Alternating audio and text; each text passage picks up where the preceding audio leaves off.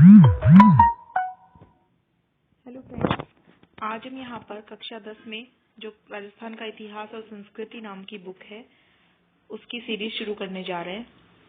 जैसा कि हम सभी जानते हैं कि आजकल जो राजस्थान की एग्जाम्स हो रही हैं उनमें राजस्थान के जो जीके के क्वेश्चन हैं उनका कोटा बढ़ा दिया गया है।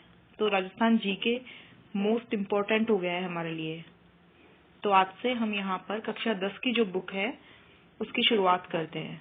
तो चलिए शुरुआत करते हैं राजस्थान का इतिहास एक परिचय से। 1949 ईस्वी से पूर्व राजस्थान नाम से किसी भौगोलिक इकाई का अस्तित्व नहीं था। ऐसा माना जाता है कि 1800 ईस्वी में सर्वप्रथम जॉर्ज थॉमस ने इस भूभाग के लिए राजपूताना शब्द का प्रयोग किया था। तो हमसे पूछा जाता है कि राजपूताना शब्द का सर्वप्रथम प्रयोग किसने किया? तो जॉर्ज थॉमस ने। इसके बाद 1829 ईस्वी में annuls and antiquities of Rajasthan के लेखक कर्नल जेम्स टॉड ने इस पुस्तक में इस प्रदेश का नाम राजस्थान या राजस्थान लिखा। सर्वप्रथम राजपूताना नाम दिया था जॉर्ज थॉमस ने। उसके बाद जेम्स टॉड ने राजस्थान या राजस्थान अपनी बुक में रखा। स्वतंत्रता के बाद जब इस प्रदेश की विभिन्न रियासतों का एकीकरण हुआ तो 30 मार्च 1949 ईस्वी को सर्वसम्मति से इसका नाम राजस्थान रखा गया। प्राचीन साहित्य और अभिलेखों में वर्तमान राजस्थान के विभिन्न क्षेत्रों के भिन्न भिन्न नाम मिलते हैं। कुछ क्षेत्र उनकी भौगोलिक विशेषताओं के आधार पर और कुछ क्षेत्र वहां पर बसी जातियों के नामों से जाने जाते थे। राजस्थान के क्षेत्रों में प्राचीनतम नामों में जिनका उल्लेख ऋग्वेद में भी आया है मरु, धन्व, जांगल, मत्स्य, सूरसेन आदि है। मरु और धन्व दोनों का अर्थ एक ही है और इनका प्रयोग जोधपुर संभाग के लिए मरुस्थल के लिए हुआ है। जोधपुर पहले मरु फिर मरुवार कहलाता था और कालांतर में इसे मारवाड़ कहा जाने लगा। जांगा शब्द का प्रयोग उस क्षेत्र के लिए किया गया है जहां शमी, कैर या पीलू आदि होते हों। बीकानेर, नागौर और उसके आसपास का क्षेत्र जांगल देश कहलाता था। तो यहाँ पे हमारे दो क्वेश्चन रेडी हो गए कि जोधपुर पहले किस नाम से जाना जाता था, मरु या मरुवार, और जांगल क्षेत्र बीकानेर, नागौर और उसके आसपास के क्षेत्र को हम जांगल क्षेत्र के नाम से जानते हैं। मत्स्य, जिसका उल्लेख महाभारत में एक राज्य के रूप में हुआ, वह जयपुर, अलवर और भरतपुर तक विस्तृत था। इसकी राजधानी विराटनगर थी। भरतपुर के मथुरा क्षेत्र से सटे हुए क्षेत्र धौलपुर और करौली के अधिकांश भाग सूरसेन राज्य से सम्मिलित थे। यह भी एक प्राचीन राज्य था। महाभारत में भी इसका उल्लेख मिलता है। भौगोलिक विशेषताओं के आधार पर नामित कुछ अन्य क्षेत्र निम्नलिखित हैं। माही नदी के पास का प्रतापगढ़ का भूभाग कांठल कहलाता था, क्योंकि यह क्षेत्र माही नदी के किनारे कांठे पर स्थित था। 56 गांवों का समूह होने के कारण प्रतापगढ़ बांसवाड़ा के मध्य का भूभाग 56 का मैदान कहलाता था। भैंसरोडगढ़ से बिजोलिया तक का क्षेत्र पठारी होने के कारण ऊपरमाल नाम से जाना जाता था। तो ये सारे प्रदेश, इनके नाम अलग अलग, उनकी भौगोलिक विशेषताएं जो वहां पर मौजूद है उनके हिसाब से नाम रखे हुए थे। उदयपुर के आसपास का प्रदेश पहाड़ियों की अधिकता के कारण गिरवा कहलाता था। जैसलमेर का प्राचीन नाम मांड था। डूंगरपुर बांसवाड़ा क्षेत्र बागड़ कहलाता था। कोटा और बूंदी का प्रदेश हाड़ौती नाम से प्रसिद्ध था। सीकर, झुंझुनू व चूरू का क्षेत्र शेखावटी नाम से जाना जाता था। अब है इतिहास का काल विभाजन। तो मोटे तौर पर मानव के संपूर्ण इतिहास को 3 कालों में विभक्त किया गया है। पहला है प्राक युग, दूसरा है आद्य युग और तीसरा ऐतिहासिक युग। प्राक युग इतिहास के उस काल को कहा जाता है जिसके ज्ञान के कोई लिखित साक्ष्य उपलब्ध नहीं है, अर्थात मानव लेखन कला से अपरिचित था। जिस काल के हमें लिखित साक्ष्य उपलब्ध नहीं है वो प्राक युग कहलाता है। आद्य युग की संख्या इतिहास के उस काल को दी जाती है जिसके लिखित साक्ष्य तो उपलब्ध है किंतु या तो वे अस्पष्ट है या उनकी लिपि को अभी पढ़ना संभव नहीं हुआ। प्राक युग में हमें लिखित साक्ष्य उपलब्ध नहीं है। आद्य युग में लिखित साक्ष्य उपलब्ध तो हैं लेकिन वो पढ़े नहीं जा सके हैं। ऐतिहासिक युग उस काल के इतिहास को कहा है जिसके संबंध में स्पष्ट और सुपठित लिखित साक्ष्य उपलब्ध हैं। इन अर्थों में भारतीय इतिहास के कालक्रम को इस प्रकार से विभक्त कर सकते हैं। प्राक युग, यह युग सृष्टि के आरंभ से हड़प्पा सभ्यता के पूर्व तक था। प्राक युग का जो युग है सृष्टि का जब आरंभ हुआ तब से लेकर हड़प्पा सभ्यता के पूर्व तक का काल प्राकयुग कहलाता है। आद्य युग, यह युग हड़प्पा सभ्यता के काल से 600 ईसा पूर्व तक रहा। हड़प्पा सभ्यता में हमने पढ़ा है पहले भी कि वहां पे लिखित साक्ष्य मिले हैं, पर उसकी जो लिपि है उसे पढ़ी नहीं जा सकी। ऐतिहासिक युग, यह युग 600 ईसा पूर्व से वर्तमान तक जारी है। प्रागैतिहासिक राजस्थान, प्राक युग में राजस्थान। मानव सभ्यता का उदय नदी घाटियों में हुआ था, क्योंकि नदी घाटियों में जल की प्रचुरता के कारण यहाँ अपने आप उत्पन्न होने वाले कंद मूल फल भी प्रचुर मात्रा में उपलब्ध होते थे। सघन वनों के कारण यहाँ मांस हेतु पशु पक्षी भी आसानी से उपलब्ध हो जाते हैं। सैकड़ों वर्षों पूर्व राजस्थान की भौगोलिक स्थिति ऐसी ही थी।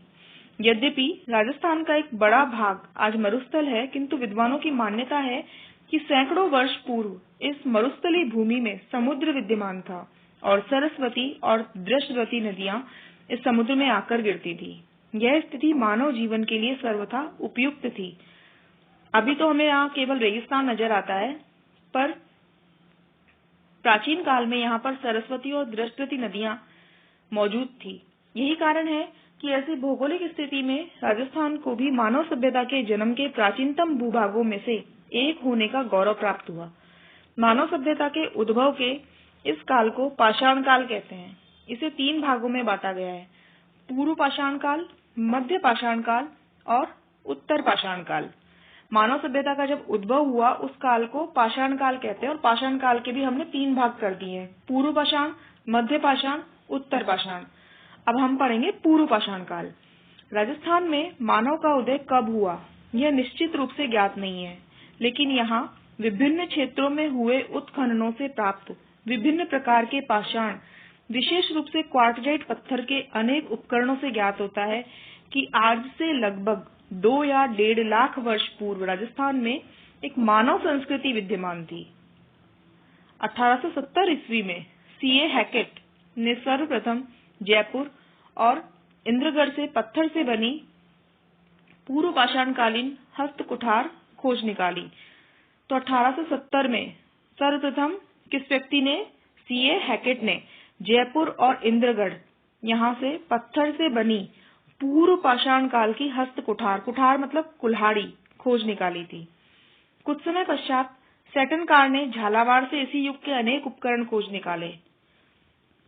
उसके कुछ ही समय पश्चात सैटनकार नाम के व्यक्ति ने झालावाड़ से कौन से काल के? पूर्व पाषाण काल के अनेक उपकरण खोज निकाले। इसके बाद हुए योजनाबद्ध उत्खनन में भारतीय पुरातत्व और संग्रहालय विभाग नई दिल्ली, डेक्कन कॉलेज पूना के वीरेंद्रनाथ मिश्र, राजस्थान पुरातत्व एवं संग्रहालय विभाग के R.C. अग्रवाल, डॉक्टर विजय कुमार, हरिश्चंद्र मिश्रा आदि विद्वानों ने राजस्थान की पूर्व पाषाणकालीन सभ्यता और संस्कृति के विभिन्न पक्षों को सामने लाने में सराहनीय योगदान दिया है। इनके प्रयत्नों से राजस्थान में अजमेर, अलवर, चित्तौड़, भीलवाड़ा, जयपुर, झालावाड़, जालोर, जोधपुर, पाली, टोंक आदि क्षेत्रों की प्रमुख नदियों, विशेष रूप से चंबल, बनास और उसकी सहायक नदियों के किनारे पूर्व पाषाणकालीन उपकरण प्राप्त हुए हैं। जालोर से इस युग के उपकरणों की खोज का श्रेय बी. आल्चिन को है। स्पष्ट है कि उपर्युक्त संपूर्ण भूभाग पूर्व पाषाणकालीन संस्कृति का प्रसार क्षेत्र था। अब हम पढ़ेंगे मध्य पाषाण काल। तो हमने देखा कि हमारे राजस्थान में पूर्व पाषाण काल के भी जो खोज हुई है, पूर्व पाषाण काल के उपकरण मिले हैं, तो इनमें बहुत सारे व्यक्तियों का योगदान है। अब हम पढ़ते हैं मध्य पाषाण काल। मानव सभ्यता के क्रमिक विकास की कहानी की दूसरी कड़ी के रूप में राजस्थान के प्रागैतिहासिक काल में मध्य पाषाण काल रहा है। पश्चिमी राजस्थान में लूनी और उसकी सहायक नदियों, चित्तौड़ की बेडच नदी घाटी और विराटनगर से मध्य पाषाणकालीन उपकरण मिले हैं। इस काल के उपकरण छोटे, हल्के और कुशलता से निर्मित हैं। इस काल में जो उपकरण मिले हैं वो पूर्व पाषाण काल की अपेक्षा थोड़े छोटे हैं, वजन में हल्के हैं और कुशलता से निर्मित हुए हैं। ये उपकरण jasper, agate, chert, carnelian, quartzite, chalcedony आदि पाषाणों से बने हैं, जिनमें blade, engraver, triangle, crescent, trapeze, scraper, pointer आदि उल्लेखनीय है। ये सारे उपकरण हमें कहाँ पर मिले हैं? कौन से काल के हैं? मध्य पाषाण काल के। पत्थर के बने इन छोटे उपकरणों को माइक्रोलिथ, लघु पाषाण उपकरण कहा गया है। अब हम पढ़ते हैं उत्तर पाषाण काल। भारत के अन्य भागों की भांति राजस्थान में भी उत्तर पाषाण कालीन सभ्यता का उदय हुआ था। अजमेर, नागौर, सीकर, झुंझुनू, जयपुर, उदयपुर, चित्तौड़, जोधपुर आदि स्थानों से उत्तर पाषाण कालीन सभ्यता के अनेक उपकरण प्राप्त हुए हैं, जिनमें भीलवाड़ा के बागोर और मारवाड़ के तिलवाड़ा नामक स्थानों से प्राप्त उपकरण विशेष रूप से उल्लेखनीय हैं। अब हम कल के वीडियो में पढ़ेंगे राजस्थान में धातु काल। तो इस वाले जो पैराग्राफ को हम एक बार फिर से आप पढ़ के आएंगे कल।